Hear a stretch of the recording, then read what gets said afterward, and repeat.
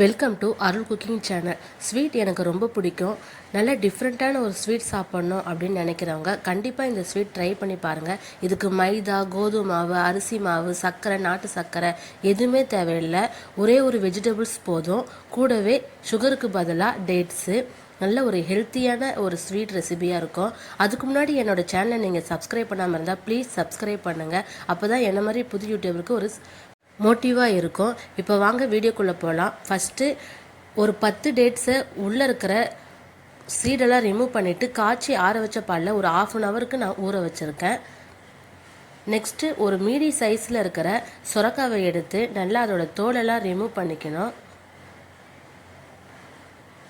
தோலெல்லாம் நல்லா ரிமூவ் பண்ணதும் கட் பண்ணிவிட்டு உள்ளே இருக்கிற அந்த சீடெல்லாம் ஃபஸ்ட்டு எடுத்துக்கலாம்.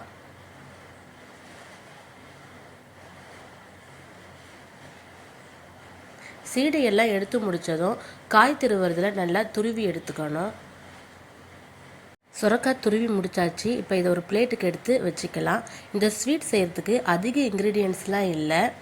துருவி வச்ச சுரக்காய், அதுக்கப்புறம் ஊற வச்ச டேட்ஸு, கொஞ்சமாக ஏலக்காய் பொடி, உங்களுக்கு தேவையான அளவுக்கு நட்ஸு, உங்கள்கிட்ட என்ன இருக்கோ அந்த நட்ஸை யூஸ் பண்ணிக்கோங்க. இப்போ ஸ்வீட் செய்கிறதுக்கு ஒரு 1.5 ஸ்பூன் அளவுக்கு நான் நெய் ஊற்றிருக்கேன். நெய் நல்லா உருகுனதும் எடுத்து வச்சுருக்க நட்ஸையும் அதில் போட்டு நல்லா பொன்னிறமாக வறுத்து எடுத்துக்கலாம்.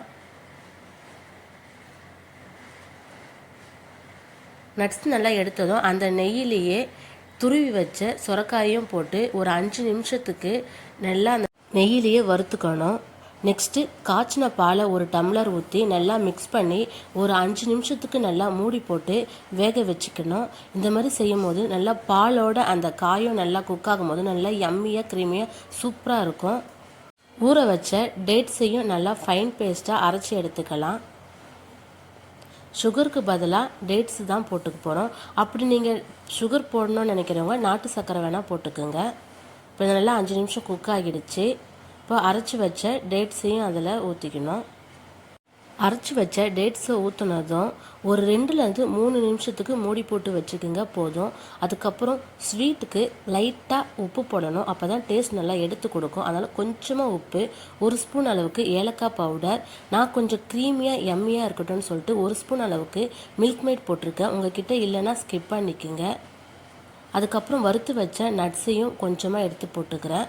இது நல்லா மிக்ஸ் பண்ணதும் அவ்வளோதான், சூப்பரான எம்மியான ஸ்வீட் ரெடி.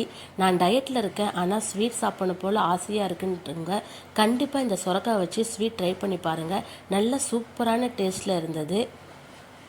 மைதா மாவு, சர்க்கரை எதுவுமே இல்லாமல் நல்ல ஒரு ஹெல்த்தியான ஒரு ஸ்வீட் ரெசிபி. டேஸ்ட்டும் நல்லா எம்மியாக இருந்துச்சு. குழந்தைங்க ரொம்ப லைக் பண்ணி விரும்பி சாப்பிட்டாங்க. அருள் குக்கிங் சேனலை லைக் பண்ணுங்கள், ஷேர் பண்ணுங்கள், மறக்காமல் சப்ஸ்கிரைப் பண்ணுங்கள். தேங்க்யூ.